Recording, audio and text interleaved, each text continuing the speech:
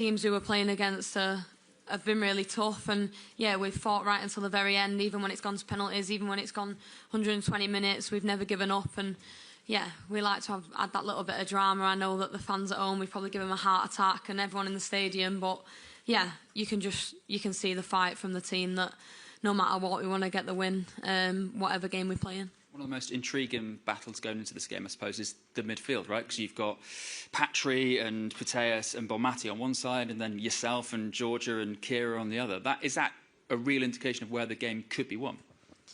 Yeah, I mean, I think in football, sometimes games are won and lost in the midfield. We know that we have to be on our game. We have so much respect for all three of them players, world-class players, who, yeah, are very talented, and they are tough to play against, but we know what we're capable of. Hi, Ella, BBC Radio 4. Since winning the Euros 3 years ago, we've seen how much, haven't we, that the game has grown in England, and the legacy has been massive as well. I just wonder, how does the pressure compare this time around, bearing in mind, of course, the hopes of a nation back home?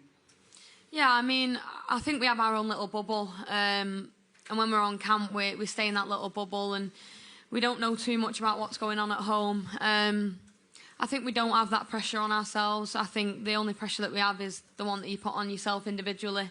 We're all very competitive athletes who want to win and want to play well every single game. So the pressure is just the stuff that we put on ourselves. But when we came into this tournament, we said that we wanted to make the nation proud, and I think we've done that already. We've reached a final for the 3rd time in a row, and that's something that we can hold our heads high and we should be proud of. And we know that no matter what we do, we're always inspiring the next generation of young girls and boys starting out in their journey. So yeah, no pressure from our side. We're definitely blocking that out, and we'll make sure that we prepare properly for the game on Sunday. And it certainly is a terrific achievement. Congratulations to you all. 3 years ago, of course, you and Alessia were perhaps the super subs, a different role for you both this time round, starting many of the matches. What's your reaction to a lot of people potentially calling Chloe Kelly and Michelle Agyemang the two new super subs?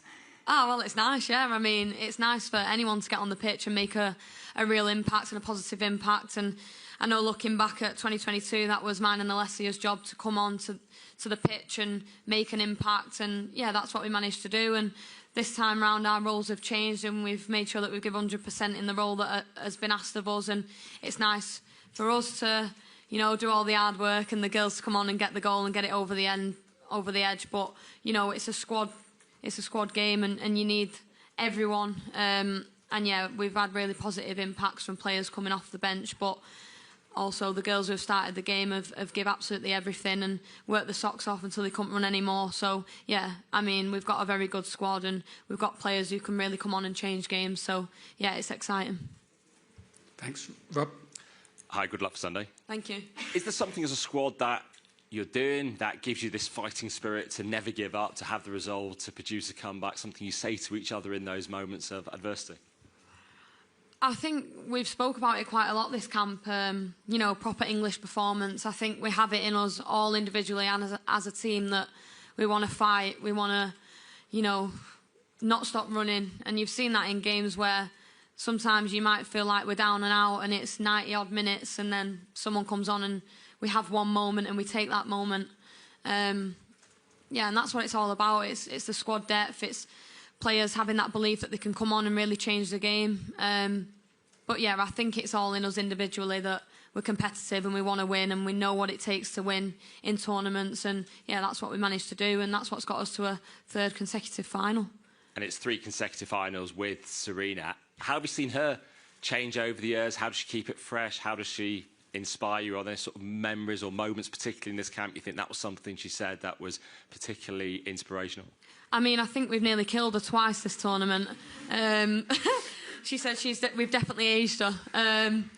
But no, you know, I think that's 5 consecutive tournaments for Serena being in a final, and that's just unbelievable. We know we're in good hands. We know she's a manager who can take teams right to the final. And yeah, I mean, she's done a few good speeches, to be fair, this camp. I'll give it to her. We've been talking about it. But yeah, she's a great manager. She's someone who we all have a lot of belief in, and yeah, we know we're in good hands. And you know, when we go out onto the pitch, we fight for each other, but we fight for her and the staff too, and all the fans watching as well. But yeah, I mean, unbelievable achievement for Serena and for the team too. Thanks. Thanks, Rob. If we can keep it to a question each from here on in, we'll go to Tom at Daily Mirror. It's well distracting, all that tapping, isn't it, David? Keep getting confused in my head. Hi, Ella. Hiya. Good luck for Sunday. Thank you. If we do what we're going for, if we get our back-to-back wins, should we get bank holiday in honour of it? I've just been briefed about that. I mean, I'm not looking too far ahead, you know. I mean, that would be great for everyone back at home, I guess. And it's been nice that the pubs have been open till 1, I've heard. But yeah, I mean, our focus is just winning the game, and whatever happens after that, then great. Thank you. Thanks, Tom. We'll go to Kit at the Times. Thank you. Hi, Ella. Good luck for Sunday. Can I ask you about your captain, someone you've played with, played against, played at a major tournament with, played at a major tournament without her, and now she could lift a second major tournament title. What's she like to play under, Leah? Yeah, Leah's great. You know, she's someone who rallies the team up, gets everyone going, keeps everyone together. And even her performances, like the way she plays, the way she plays the game really leads by example. And you want to play for someone like that. You want your captain to really, you know, step up in games, and she definitely does that, and she takes us all with her as well. So yeah, it would be amazing for Leah to lift another trophy for us. And yeah, she's a great captain, and one that you want to play under, and one that you want to work hard for, because you know that when she goes out onto that pitch, she'll give absolutely everything for everyone. So yeah, she's a great person too. Thank you. Kit, we'll go to Luke at the Telegraph. Might seem a bit of an obvious question, but what feelings do you get when you pull on that England jersey and you're representing your country? How proud are you of that? Yeah, just pride. Every time I get to pull the shirt on, it's just pride. It's something that I dreamed of when I was a little girl, to play for England and to go to major tournaments representing your country. I think I still pinch myself now. I think I'm 50-odd caps in, and it's still an amazing feeling, just like the first one was. And you know, when you pull the shirt on, you want to go out there and make everyone proud. You want to fight for each other, for the fans. And yeah, I think as well, when you pull that shirt on, you have that sense of freedom and belief. And yeah, that's definitely the feelings that I get when I pull it on. And yeah, it never changes. Thank you. Thanks, Luke. Would you just go to Emma in front of you, please? Emma from the BBC. Thank you. Hey, Ella. Hi. I just wonder, we've seen throughout the tournament, you and Beth, obviously when you're celebrating, you've put it to the sky. It's a nice emotional moment between the two of you. Was obviously such a difficult period, which you've spoken about so much since then, and really well. But I wonder what role Serena played in terms of being a support for you during that tough time when your dad passed away. Yeah, she's been great. I think everyone's been great. You know, we always talk about the togetherness within the squad, and these are the moments that really pull you together. I think me and Beth both come into a tournament, our first one without, you know, our parents. It's going to be difficult, but it's the people that you have around you that you can lean on and that get you through the days that are tough. And even when you're not going through something like that, being away from home is hard. And some days you get up and you just can't be yourself, and you know, you struggle. But like I say, it's the people that you got around you, and we've definitely got that squad. And it's nice that I have Beth as well, who's obviously unfortunately going through the same thing. So we really understand each other and how we're feeling, and you know, what each of us need. And yeah, Serena's also been amazing. She spoke to me before the tournament, throughout the tournament. If I ever need anything, I know that I can go to her. So yeah, I'm grateful that we've got such a good squad and a lot of good people in it too. Thanks, Emma. We'll go to Aisha. Hi, Ella. I know you guys like a sing-song, a dance. I'm wondering if there's been a song of the tournament that has kind of got you ready in the mood, or maybe a celebratory one. Yeah, we've been singing Heather Smalls, is it? Proud. Me and Esme really do belt that one out before the game. But yeah, there's been quite a few songs, but that one definitely sticks out. And, you know, the words are actually really fitting as well before you step out onto the pitch and you pull the top on and you're proud. But yeah, it definitely suits my vocals anyway. So. And you told me you felt sick after the quarter-final and the semi-final. Have you got some anti-sickness tablets for Sunday? Yeah, I mean, the quarter-final was 10 times worse when I was sat on the bench watching it. And I felt like I couldn't do anything to help. That was a horrible feeling. But, yeah, playing the 120 against Italy, actually, I felt much better being on the pitch. And I remember speaking to Les afterwards because she played the 120 against Sweden and then sat on the bench and watched the rest of the Italy game, and she said it was horrendous. So, yeah, I think we'd all definitely prefer to be on the pitch, but I prefer to also win in 90 minutes as well. Thank you. Hi, hello. Speaking to Michelle after the loss to France, she had said, you know, people were thinking who's the next Alessia Russo, who's going to be the next Ella Toone in this tournament. And you're in the bubble now, but based on your experience a couple of years ago, what do you make, first of all, of how she's responded to the attention she's received already? And what can she expect, maybe, when she actually does leave that bubble of this tournament? Yeah. She might get papped eating a pasty like I did. I'll have to warn her about that. Michelle, it's mad. Like, I would think that she's about 30 years old. You know, she's so mature, she's so humble, and she's come into this tournament with freedom and, you know, not a worry, not a care. She's just gone out there and done what's been asked of her, and she's been amazing for us. She's turned up in big moments when we've needed her, and she's got a lot of talent, and she can do a lot of things that not many players can do. So, and even when she has scored and kept us in games, she's been the same Michelle that she was when we started the tournament. So, yeah, I'm absolutely buzzing for her. It's nice for good people to get things that they deserve, and she's definitely one of those people. And, yeah, I think she's definitely in the bubble now, but I think when she gets out, she'll be recognised a lot more than she was before the tournament, that's for sure. And, yeah, she definitely deserves that as well. Thank you. Okay, thanks. We'll take one from Norwegian TV, just there. Thank you so much. My first question was already taken, but great answers.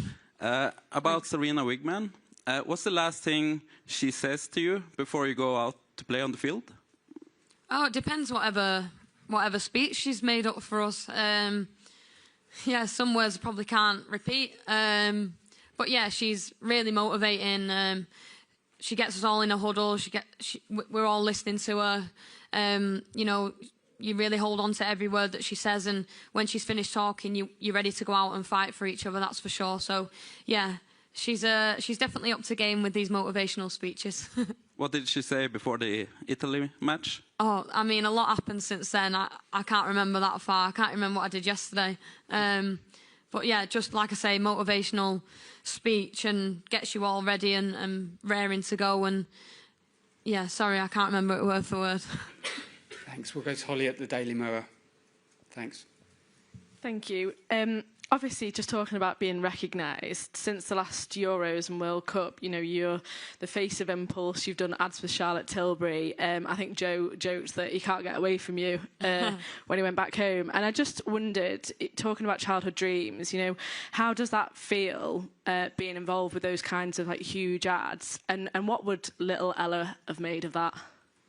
Yeah, little Ella definitely didn't think of things like that. Little Ella just wanted to pull on an England shirt and represent a country at major tournaments. So the fact that all that comes with it is amazing. Yeah, and you've got to embrace it all as well. It's, you know, you do things on the pitch and you're rewarded off it by, you know, having partnerships with brands who are really big and people that you want to work with. But yeah, it's been a little bit embarrassing that every time we've been watching a game, my head comes on the screen in the adverts. But yeah, I mean, yeah, it's something that you've just got to embrace. But I think for us as players, it's about what we do on the football pitch, and that will always be at the front of our minds every time we step onto it, that we've got to make sure that we put in performances and that we give 100% when we do.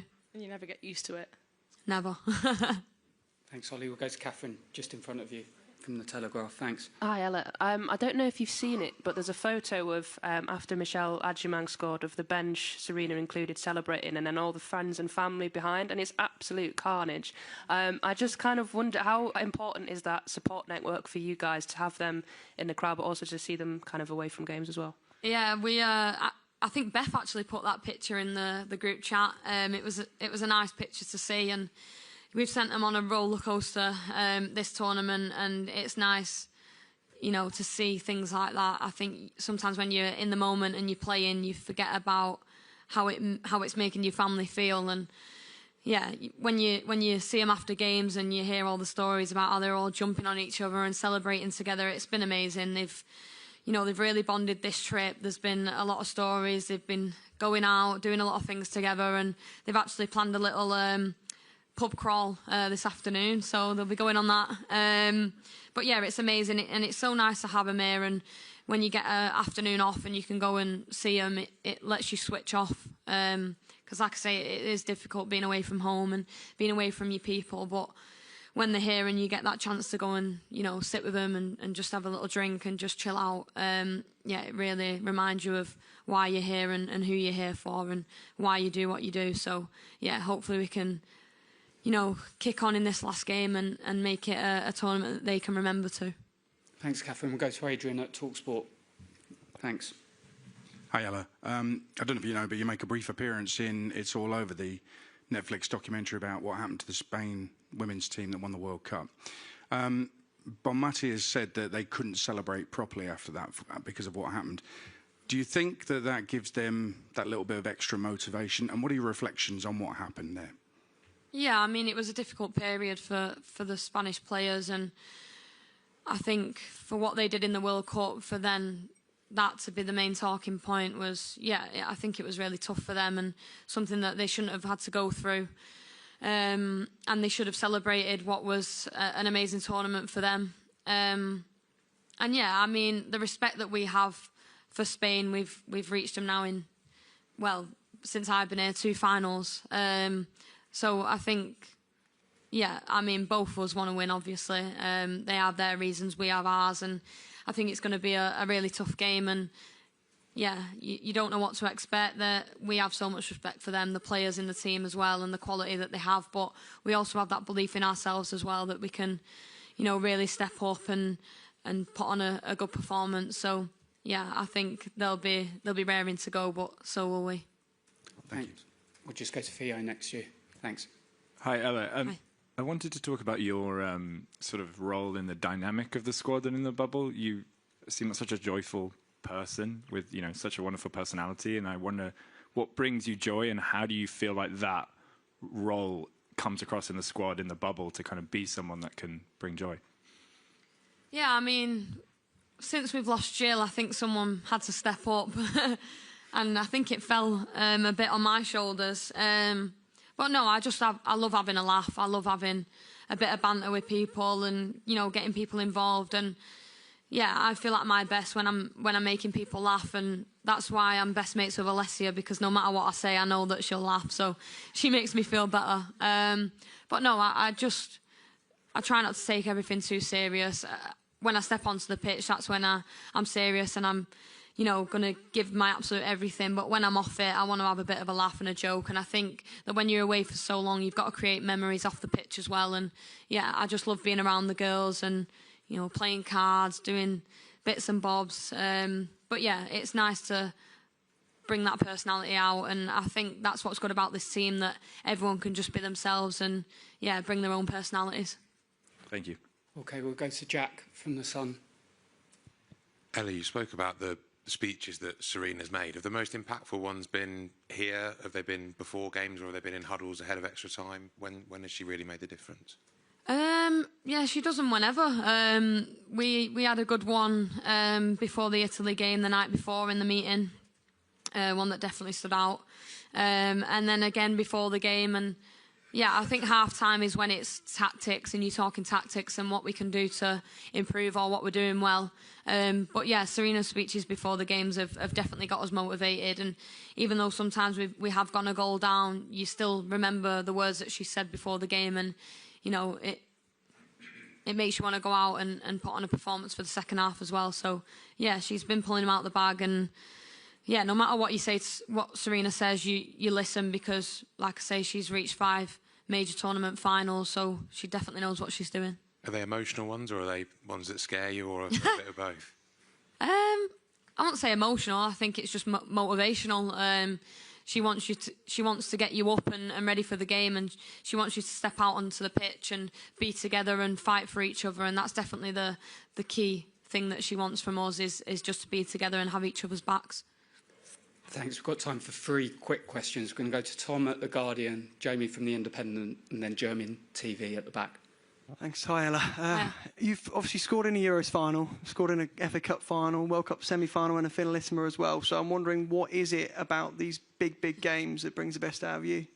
Yeah, it's not bad, that, is it? I don't know. I just feel like I prepare properly for every game. And I've had chances in finals to put the ball in the back of the net, and that's what I've done. But I try not to think too much about that or put any pressure on it. I just go out there and, you know, do what I can for the team and give my absolute everything. And if a chance falls to me, then hopefully I can put it in the back of the net. And yeah, but for me, it's just about doing my job on and off the ball, making things happen, creating chances for other people. And yeah, hopefully there's a chance that I can put in the back of the net like I have done in previous finals. Thanks. We'll go to Patrick from German TV. Thanks. And we'll finish with you, Jamie. Thank you so much. Hi. Hiya. And hi, David. Alexander Cheverin was here just for the opening game, and we'll come to the final. Do you appreciate enough as a player? And second, what do you think about the tournament in January? Sorry, can you repeat that? Cheverin, the president of the Football Oh, right. Association. Sorry, yeah. I think for us as players, we're just focused on the game. We know that our families are in the crowd, and that's who really matters to us. We know that we have the bench and the whole squad, staff included, that when we step out onto the pitch, we're fighting for and we're running our socks off for. And yeah, I think we don't focus on much else apart from that. It's about going onto the pitch, giving absolutely everything. And yeah, I think the people in the crowd, the fans, our families, our friends, they're the important ones for us. Hi, can I just finish with a question about Lucy? She can set the record for the most tournament appearances for England with 36. What does that say about her, and what is she like in the kind of final days before a game like this? She's amazing. Yeah, I mean, she's a legend. She's someone who everyone in this team looks up to, and it's not a surprise that she's gonna probably set a record of most appearances in major tournaments. She's an absolute beast. I mean, is she the oldest player in the squad, and she's just played 2 back-to-back 120 minutes? That shows something, and that's something that us younger players and people in the team can really look up to. She's such a good person to have around. She brings that experience. You know, she's someone who you listen to when she talks. She gets people up for the games. And when she steps out onto the pitch, you know that she has your back. If you make a mistake, Lucy will probably win the ball back for you. So, yeah, she's unbelievable. She's had another great tournament for us. And, yeah, it's nice for her to make that many appearances in major tournaments. And for a lot of people, making one is, you know, is a real big achievement. But for Lucy, I know that she'll want to be pushing and pushing for even more. Thanks. Thank you, Ella. Thank you. Thanks for your time, everyone. Thank you. Thank you.